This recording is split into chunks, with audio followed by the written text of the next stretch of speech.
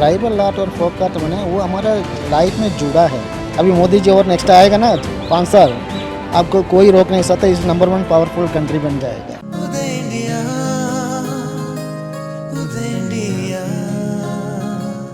नमस्कार, उदय India digital में स्वागत है आपका। मैं हूं अंशुमान आनंद और हम इस वक्त खड़े हैं दिल्ली के ललित कला अकादमी में और हमारे साथ मौजूद हैं ललित कला अकादमी के डायरेक्टर और मशहूर, पूरे देश में मशहूर ब्लॉक आर्टिस्ट नागदास जी। आपका बहुत बहुत स्वागत है उदय इंडिया में।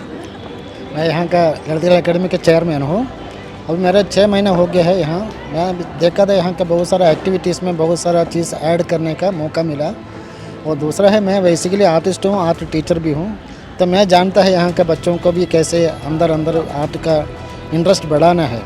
तो मैं सोचा नेशनल एग्जीबिशन अभी इनाग्रेट किया था फ्यू डेज़ पहले, तो उसी में मैं देखा है इसके पहले कभी भी एग्जीबिशन होता था, एक एग्जीबिशन ऐसे चलता है, लोग आकर देख के चला जाता है, बट वहाँ ऐसे कोई एक्टिविटीज़ नहीं है, वहाँ उसको अट्रैक्ट करें। तो मैंने ये सोचा था एग्जीबिशन के साथ ही साथ एक गैलरी वॉक के नाम से एक नया चीज़ शुरू करें। उसमें यहाँ के आसपास के कितने भी कॉलेजेस है, स्टूडेंट्स को, यंगस्टर्स को, सबको इन्फॉर्म किया, सबको इनवाइट किया। उसी तरह से अभी आज 5th सेशन हमारा चल रहा है, लास्ट सेशन है।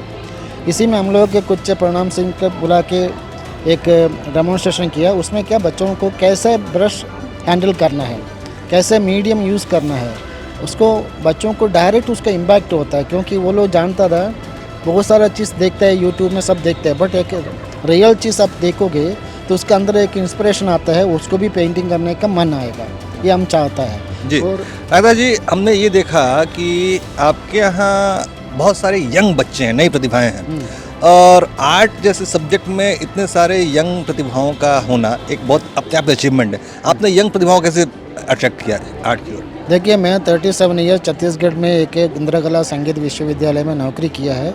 मैं सभी स्टूडेंट्स के चेहरे देख के उसका साइकोलॉजिकल चीज़ को मैं समझता है।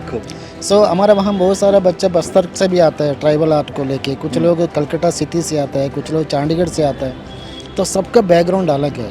तो मैंने सब बच्चों के साथ ऐसे एक टीचर जैसे नहीं, एक दोस्त जैसे बात करके उसका अंदर की चीज़ को निकाल के उसी तरह मैं उसको गाइड करता है। तो बच्चों लोग बहुत खुश हो जाता है, वो हैप्पीली काम करता है, उसका कोई स्ट्रेस नहीं होता मन में कहीं पेंटिंग करना है, ये करना है।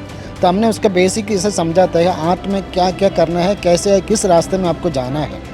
तो उसमें बहुत सारे बच्चों को एक नया रास्ता मिल रहा है, तो उसमें इन लोगों का अवार्ड मिलना, लोग उसका अप्रिशिएशन करना शुरू होता है ना, उससे भी इन लोग का इंटरेस्ट बढ़ता है। तो मैं प्रिंट मेकर भी हूँ ग्राफिक्स में। तो हमने अभी चंडीगढ़ में 75 प्रिंट मेकर के एक बड़ा वर्कशॉप किया। वहाँ का गवर्नर ने इतना तारीफ़ किया है, ये पहले बार हो रहा है करके। तो हम अभी मेरा एक नया प्रोजेक्ट है अयोध्या में, राम के ऊपर, Ram as a man and his ideology. तो उसके बारे में हम बहुत से लोगों से डिस्कस किया था। तो उसमें हमको हमारे चंद्र प्रकाश द्विवेदी जी, चाणक्य हीरो, वो हमको इतना सारा चीज़ को समझा दिया, क्योंकि he is doing very good research on this Ram के ऊपर। तो वो बोला राम एज ए मैन, उसका एक अलग activity, Ram is a painter, ऐसे करके। तो मैंने सोचा अभी उसको जोड़ दिया उसमें। हम अभी 20th को मीटिंग रखा है। तो अयोध्या मंदिर में प्रधानमंत्री जी 24 जनवरी को इनाग्रेट करने के पहले हम एक बड़ा वर्कशॉप कर रहे हैं। उसमें 101 आर्टिस्ट आएगा, फॉरेन से भी आएगा, इंडिया से भी। तो इंडिया का 75 आर्टिस्ट है और नेपाल, इंडोनेशिया, ऐसे हमारे आसपास के कंट्री में राम के बारे में जानता है। उन लोगों को एक 25 आर्टिस्ट को लेके आया है। तो अब देखिएगा अयोध्या में वंडरफुल वर्कशॉप होने वाले हैं। बहुत खूब, बहुत बड़ी बेहतरीन बात आपने बताई कि भगवान राम एज ए पेंटर, ये एक यूनिक कॉन्सेप्ट है, एक यूनिक, मतलब लोगों को पता भी नहीं थी ये बात। अच्छा, एक प्रश्न आता है कि जो युवा बच्चे आपके साथ जुड़ रहे हैं लगातार, करियर पॉइंट ऑफ व्यू से कला के क्षेत्र में क्या क्या मतलब क्या क्या योजनाएं हैं आपकी, और भविष्य में बच्चे कैसे करियर बना सकते हैं इसमें? देखिए, इसमें करियर बनने के, देखिए अभी तो सभी स्कूल में टीचिंग पोस्ट भी है, सभी आर्ट गैलरी आर्टिस्ट लोगों का प्रमोट करता है। आजकल कोई आर्टिस्ट भूखा नहीं मर रहा था, सब करोड़पति है। बट करोड़पति आर्टिस्ट लोग हैं ना, वो आर्टिस्ट के लिए कुछ नहीं कर रहा, दैट इज़ अ ट्रेजेडी।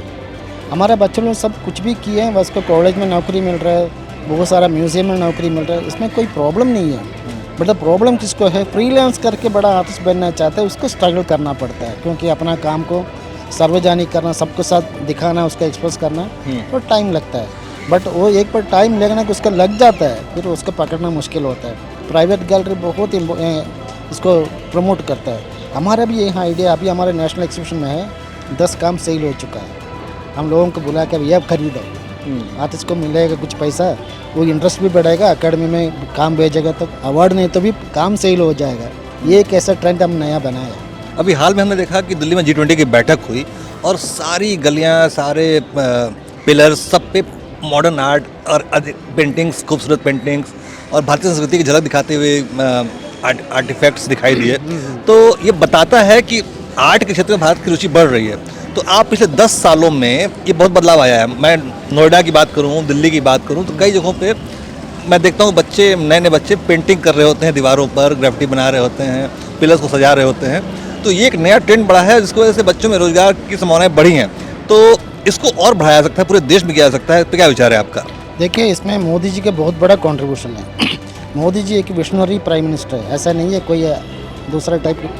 तो हम लोग बहुत ही लकी है, ऐसे मोदी जी ऐसे प्राइम मिनिस्टर मिला हमको।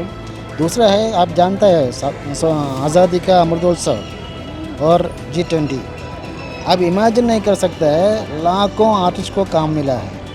बहुत सारे लोग ये पैसा से मकान भी बना चुका है। सिटी ब्यूटिफिकेशन का नाम से सभी आर्टिस्ट को काम मिला है।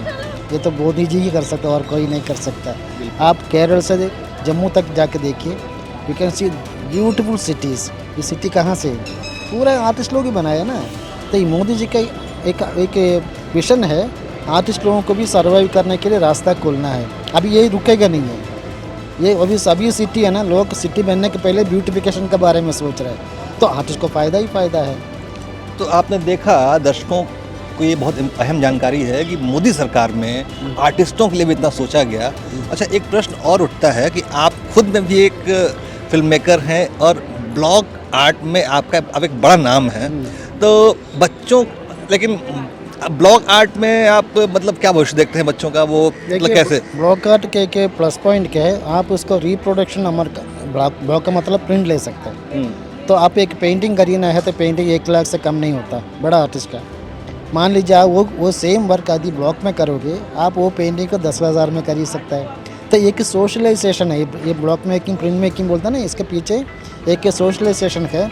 गरीब को घर में भी painting art work of art जा सकता है। इसलिए हम प्रिंट मेकिंग ज़्यादा प्रमोट करते हैं। क्योंकि कोई भी एक गांव में गरीब का अंदर, घर का अंदर एक छोटा सा भी ग्राफिक प्रिंट है, वो वर्क ऑफ आर्ट है। तो उसको एक माइंड में एक वर्क ऑफ आर्ट की क्वालिटी, उसका देखने का, सीखने का, वर्क ऑफ आर्ट को रीड करने का एक मन आएगा। तो प्रिंट मेकिंग को मैं इसलिए प्रमोट करता है, सबको अफोर्ड कर सकता है। बहुत। अच्छा, एक और प्रश्न उठता है एक आम दर्शक के नज़रिए से, जो ग्रामीण आर्ट है, ट्राइबल आर्ट है, मधुबनी पेंटिंग है, या फिर छत्तीसगढ़ में हम देखते हैं, बस्तर के इलाकों में देखते हैं, जो वो आर्ट और मॉडर्न आर्ट, इनमें बड़ा गैप दिखाई देता है। ये गैप क्यों है? उस गैप को कैसे फिल किया जा सकता है? देखिए, हमारा कितना भी फोक एंड ट्राइबल आर्ट है, हमारा बैकबोन है, हमारा कल्चर है वो। ये बाकी मॉडर्न आर्ट बोलते हैं ना, ये उधारी ले लिया है, वहाँ से बाहर से लेके यहाँ करता है। उसके लिए आपको पढ़ाई करने की ज़रूरत नहीं है, क्योंकि वो कोई भी ABCD कर सकता है। ट्राइबल आर्ट और फोक आर्ट में वो हमारा लाइफ में जुड़ा है। हमारा कितना राइचुअल फंक्शंस है, अभी उसमें जुड़ेंगे। अभी भगवान रखे तो भगवान के नीचे कुछ डिज़ाइन बनाता है। अभी कंडारा करके सिनेमा आया था। हाँ। अब देखिए कंतारा। हाँ। देखिए कैसे दिखाया, लोगों के मन में सबको अंदर आया है। ये कुछ फॉर्म है, उसमें स्पिरिचुअल पावर है। वो स्पिरिचुअल पावर को इतना अच्छा से दिखाया है। म्यूजिक अभी भी सब लोगों के मोबाइल में, उसको इन्वायरमेंट से जोड़ा उन्होंने। यस। तो ये ऐसी चीज़ है ना, ये यंगस्टर्स है ना, इसको बहुत अच्छा ग्रास्प करता है। आने वाले समय में वही सोचेंगे हम ट्राइबल आर्ट, फोक आर्ट से क्या निकाल सकते हैं मॉडर्न कॉन्टेक्स्ट में। मॉडर्न कॉन्टेक्स्ट में ट्राइबल आर्ट को और फोक आर्ट को कैसे निकाल सकते हैं? तो ये आएगा ना, ये पूरा वर्ल्ड हमारे देश में आएगा। तो आप ये मानते हैं कि हमारा देश बदल रहा है? बदल गया है। अभी मोदी जी और नेक्स्ट आएगा ना 5 साल, आपको कोई रोक नहीं सकता, इस नंबर 1 पावरफुल कंट्री बन जाएगा। एक आखिरी प्रश्न, अभी तक हम देखते थे आर्ट, सिनेमा, लिटरेचर में वामपंथी विचारधारा के लोगों का आधिपत्य था और उनका ही कब्जा हुआ करता था, जिसका हम इम्पैक्ट भी देखते रहे हैं कि उसमें अजीबोगरीब टाइप के, डिप्रेसिंग टाइप के आर्ट बनते थे। अब वो एरा मेरे ख्याल से ख़त्म हो रहा है, मैं उम्मीद करता हूँ। नहीं, वामबंदी में ये लोग they are not giving any job, they are not generating any job possibilities. वामबंदी सिर्फ बोलने का, रात को बैठ के दारू पिया, सवेरे उठ के फिलोसफी बोलो। फिलोसफी बोलना और प्रैक्टिकली करना ये पॉसिबल नहीं है। तो ये तो सिर्फ एक आइडेंटिटी क्राइसिस है ना, उन्हीं लोगों का भाषा है ये। बट काम करने आर्टिस्ट है ना, उसका कोई मतलब नहीं है। बट हमारा देश में कितना हज़ारों साल पहले से ही चांद और भूमि सब गोल है, ये सब स्पिरिचुअल पावर में किया है। अभी भी आप देखिए, कुछ कुछ किताब में देखिए, वहाँ अभी भी फ्लैट है, भूमि करके बोलता है। तो हमारा संस्कृति इतना आगे है, 15 से कितना हज़ार साल पहले से ये लोग, इतना स्टार है, भूमि से चंद्र कितना दूर है ना। तो कितना ग्रह है, नवग्रह के बारे में उस समय कौन सा बाइनोकुलर था, कुछ नहीं है। बिल्कुल। तो हमारा देश बड़ा चीज़ है, ये तो गुरु है, देश का अपने विश्व गुरु बोलता है ना, इस बना चुका है। बट मोदी जी उसको और पावरफुल किया, विश्व नेता भी बन गया। और क्या चाहिए, वी आर वेरी हैप्पी। तो हम बहुत खुश नसीब हैं कि नागदास जी जैसे एक बड़े कलाकारों से हमारी बात हुई आज, और उन्होंने देश के भविष्य का एक बड़ा खूबसूरत खाका खींचा। उन्होंने बताया कि हमारा देश आगे बढ़ रहा है और तरक्की और करेगा। हम उम्मीद करते हैं कि दर्शक इस उनका इंटरव्यू देख के, उनकी बातें सुन के बहुत इम्प्रेस हुए होंगे, और उनके पास एक आश्वस्त भी हुए होंगे कि हम आगे बढ़ेंगे। और आर्ट एंड कल्चर की दृष्टि में जो रोज़गार के मौके पैदा हो रहे हैं, एक नई दुनिया खड़ी हो रही है, एक नया दृश्य भारत में दिखाई दे रहा है। G20 ने इसको साबित भी किया है। तो और ये सारी बातें नागदास जी ने हमें बताई, इनके लिए बहुत बहुत धन्यवाद करते हैं उनका। Thank you sir.